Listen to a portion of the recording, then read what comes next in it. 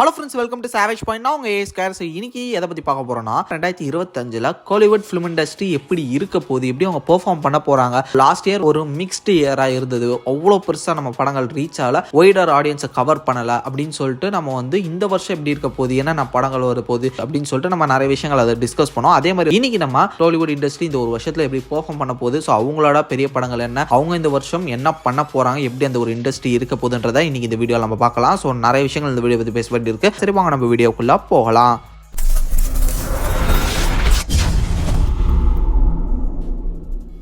So last year ஹாலிவுட்க்கு ஒரு பெரிய வருஷம் அப்படின்னு சொல்லலாம், ஒரு கோல்டன் இயர்னு கூட சொல்லலாம். ஏன்னா அவ்வளவு பெரிய பெரிய அச்சீவ்மெண்ட்ஸ் அந்த இண்டஸ்ட்ரி பண்ணிச்சு. கிட்டத்தட்ட மொத்த படங்களோட இன்னைக்கு அவங்களோட பாக்ஸ் ஆஃபீஸஸ் எல்லாத்தையுமே சேர்த்து கவுண்ட் பண்ணீங்கன்னா தனிப்பட்ட அந்த ஒரு இண்டஸ்ட்ரி 5000 கோடிக்கு மேலே கலெக்ட் பண்ணியிருக்கு. லிட்ரலி பெரிய பெரிய மெயின் ஸ்டார்ஸோட படங்களை 4500 கோடி கிட்ட கலெக்ட் பண்ணிருச்சு. ஒரு நல்ல சக்ஸஸ் ஃபிலிம்ஸும் நிறைய கொடுத்துருந்தாங்க. ஒரு 10 to 15 சக்ஸஸ் ஃபிலிம்ஸும் கொடுத்துருந்தாங்க. இப்படி ஒரு பெரிய அச்சீவ்மெண்ட்டே போன வருஷம் பண்ணாங்க. இந்த வருஷம் டாலிவுட்க்கு எப்படி இருக்க போகுது, ஒரு பெரிய வருஷமா இருக்குமா, அந்த ஒரு கன்சிஸ்டன்சியை மெயின்டைன் பண்ணுவாங்க அப்படின்னு கேட்டீங்கன்னா, இப்ப இருக்கக்கூடிய கரண்டா இப்ப இருக்கக்கூடிய சிச்சுவேஷன் படி பார்க்கும்போது இந்த வருஷம் டாலிவுட்க்கு டக்குன்னு ஒரு ஃபாலுக்குள்ள போகக்கூடிய ஒரு வருஷமா இருக்குமோ அப்படின்னு சொல்லிட்டு எனக்கு தோணுது. ஏன்னா லாஸ்ட் ஒரு 3-4 இயர்ஸ் டாலிவுடோட வளர்ச்சி கிராஃப்லாம் செம்மையா போயிட்டு இருந்தது. கொஞ்சம் அப்ஸ் அண்ட் டவுன்ஸ் இருந்தாலும் அந்த ஒரு கிராஃப் நிறைய அப்ப நோக்கியே போயிட்டு இருந்தது. பட் இந்த ஒரு வருஷம் என்டையர்லி ஒரு பெரிய டவுன் ஃபாலை நோக்கி போகுமோ அப்படின்னு சொல்லக்கூடிய சந்தேகம் எனக்கு வருது. பிகாஸ் இப்போ கரண்டா இந்த நேரம் படி கொடுத்திருக்கக்கூடிய மூவி அனௌன்ஸ்மெண்ட்ஸ்ல பிக் ஸ்டார்ஸோட மெயின் ஸ்டார்ஸோட படங்கள் அவ்வளவா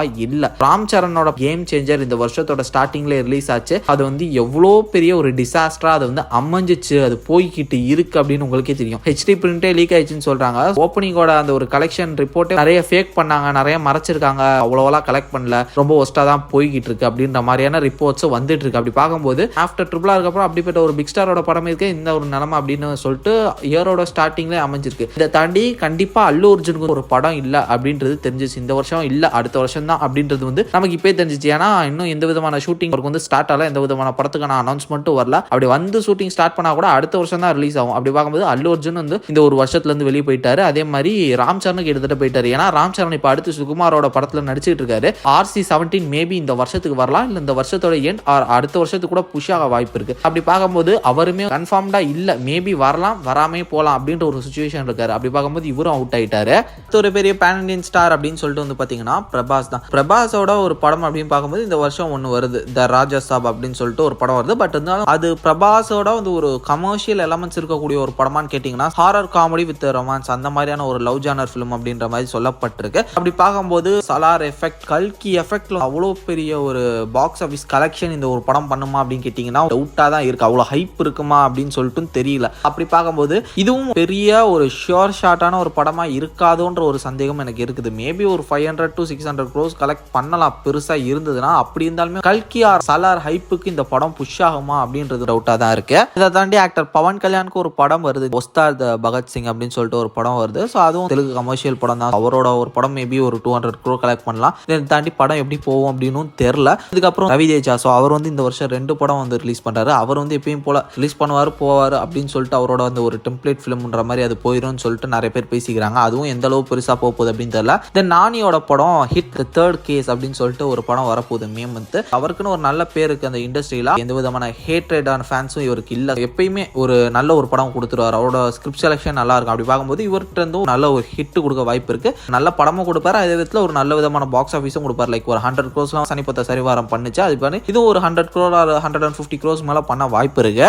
இந்த இயர் ஜெய் ஹனுமான் அந்த படம் ரிலீஸ் ஆகுது. ரிஷப் ஷெட்டி நடிச்சிருக்காரு. தென் இதை தாண்டி அது ஒரு மித்தாலஜி பேஸ்டு ஒரு ஃபிலிம்ன்ற காரணத்தினால மேபி ஒரு 300 to 400 crores கலெக்ட் பண்ணலாம். ஏன்னா ஹனுமான் படமும் ஒரு ஸ்மால் பட்ஜெட் படம் தான். அது அவ்வளோ பெரிய எதிர்பார்ப்பு இல்லை. பட் இருந்தாலுமே ஒரு 300 crores கலெக்ட் பண்ணுச்சு. அப்படி பார்க்கும்போது மேபி ஒரு 4 to 5 கூட பண்ண வாய்ப்பு இருக்கு. இவ்வளவுதான் இப்போ வந்திருக்கக்கூடிய அபிஷியல் அனௌன்ஸ்மெண்ட் படி வரையும் பாத்தீங்கன்னா இந்த மாதிரி படங்கள் தான் வந்திருக்கு. ஜூனியர் என்டிஆர் படம் வரல, ஏன்னா அவருக்கு இப்பதான் ரீசெண்டா தேவாரா வந்தது. அடுத்து அவரோட பெரிய படங்கள் என்ன ஏதுன்ற ஒரு பேச்சுமே அந்த இண்டஸ்ட்ரியில் இல்லாம இருக்கு. வார் 2 படத்துல நடிக்கிறாரு. அது பாலிவுட் ஹாலிவுட் படம், தெலுங்கு படம் கிடையாது. அப்படி பார்க்கும்போது இப்போ நம்ம ஜூனியர் என்டிஆருமே வந்து இந்த வருஷத்தோட ரேஸ்ல வெளியே தான் நிக்கிறாரு. பாலகிருஷ்ணா நடிக்கிறாரு, பட் இருந்தாலும் அவரோட படம் எந்த அளவு போகும் அப்படின்னு தெரியல. ஸோ அவர் எப்பயுமே தெலுங்கு ஆடியன்ஸுக்கு ஒரு நல்ல ஃபேன்ஸ் இருக்கு, பட் பேன் இந்தியா வைஸ் வந்து அவருக்கு பெரிய ஆடியன்ஸ் இல்லை. ஸோ அப்படி பார்க்கும்போது அவர் சைடுமே வந்து பார்த்தீங்கன்னா பெரிய கலெக்ஷன், ஒரு பெரிய ரெக்கார்ட் செட் பண்ணக்கூடிய கெப்பாசிட்டி இல்லை அவர்கிட்ட.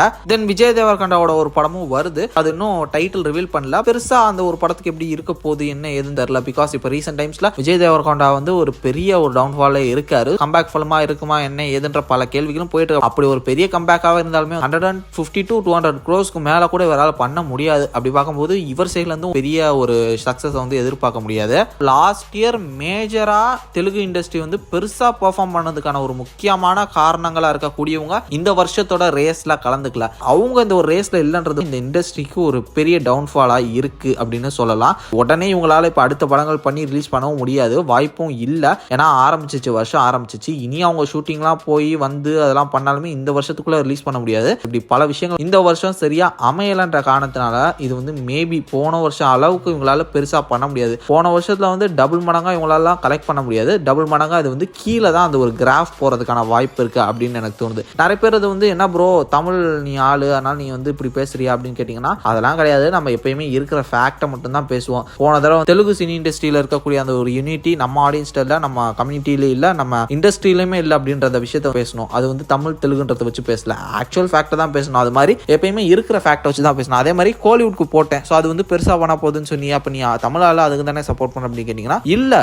ஏன்னா பெரிய ஆக்டர்ஸோட படம் வருது இங்க. அந்த மாதிரி பெரிய ஆக்டர்ஸோட படம் எதுவுமே விலகி போகல. லைக் அஜித் குமாரோட படமே 2 வருது, விஜய் சாரோட படம் 1 வருது, சூர்யா சாரோட படம் 1 வருது. யாருமே வந்து ரேஸ்க்கு வெளியில, எல்லாருமே இந்த வருஷம் இறங்குறாங்க. அஜித் சாரே 2 படம் கொடுக்குறாரு, கூலி வருது. அதே மாதிரி கமல் சைடுல 1 வருது, எஸ்டிஆர் சைட்ல இருந்து 1 வருது. அஸ்வத் மாரிமுத்தோட படம் இந்த வருஷத்தோட எண்ட்ல ரிலீஸ் ஆகுது அப்படின்னு சொல்றாங்க. இது மாதிரி எல்லாருமே ரேஸ்ல இருக்காங்க. சிவகார்த்திகேயன் படமும் 1 வருது. இப்படி பார்க்கும்போது எல்லாருமே பக்கா பேக்கேஜ்டா இறங்கி அடிக்கணும் அப்படின்ற மாதிரி நிக்கிறாங்க. மேபி அது சக்சஸ் ஆகும் வாய்ப்பு இருக்கு. ஸோ அதை வச்சு தான் வந்தீங்கன்னா அந்த வீடியோ நம்ம பேசியிருப்போம். இவங்க கிட்ட வந்து பாத்தீங்கன்னா பிக் ஸ்டார்ஸோட படங்கள் வந்து லிஸ்ட்ல ஃப்ரண்ட் லைன்ல இல்ல. அது வந்து ஒரு பெரிய மிஸ்ஸிங் அப்படின்னு கூட சொல்லலாம் இந்த வருஷத்துல. அதனால மேபி டாலிவுட் ஒரு பெரிய ஃபாலோ சந்திக்கிறதுக்கான வாய்ப்பு இருக்கு. பெரிய அப்பா பார்த்துட்டு டக்குன்னு ஒரு ஃபாலோ பார்க்கும்போது அது வந்து ஒரு பெயின்ஃபுல்லா இருக்கும். மேபி இந்த வருஷம் அப்படிப்பட்ட ஒரு பெயின்ஃபுல்லான இயரா இந்த ஒரு இண்டஸ்ட்ரிக்கு இருக்க வாய்ப்பு இருக்கும் அப்படின்னு எனக்கு தோணுது. இது என்னோட ஒரு தனிப்பட்ட தாட்ஸ் அண்ட் வியூஸ். இப்ப இருக்கக்கூடிய ஃபேக்ட்ஸை வச்சு மட்டும் பேசியிருக்கேன் இப்ப கரண்ட் டைம் வரையும். இதுக்கப்புறம் மேபி ஏதாவது படங்களோட அனௌன்ஸ்மெண்ட் வரலாம், வராமே போலாம். அது அதுக்கேற்ற மாதிரி அந்த டைம்க்கு ஏற்ற மாதிரி அது வந்து சேஞ்ச் ஆகும். அதையும் நான் இப்பயே சொல்லிக்கிறேன். ஏன்னா இது வந்து எப்போ போடுறோன்றதையும் பார்த்துக்கோங்க. நம்ம வீடியோ நீங்க எப்போயோ பார்த்துக்கிட்டு அப்புறம் அதுக்கேற்ற மாதிரி நீங்க ரியாக்ட் ஆகக்கூடாது. மேபி மார்ச் ஆர் மேல திடீர்னு ஏதாவது ஒரு படம் டக்குன்னு இறங்கலாம், அனௌன்ஸ் ஆகலாம். அப்போ அதுக்கேற்ற மாதிரி சேஞ்சும் ஆகலாம். அது மாதிரி வாய்ப்பு இருக்கு. பட் மெயினான ரீசன் எனக்கு தெரிஞ்சது வந்து இதுதான். ஸோ இதை தாண்டி உங்களோட தனிப்பட்ட தாட்ஸ் அண்ட் வியூஸை மறக்காம கீழே கமெண்ட் செக்ஷன் மென்ஷன் பண்ணுங்க.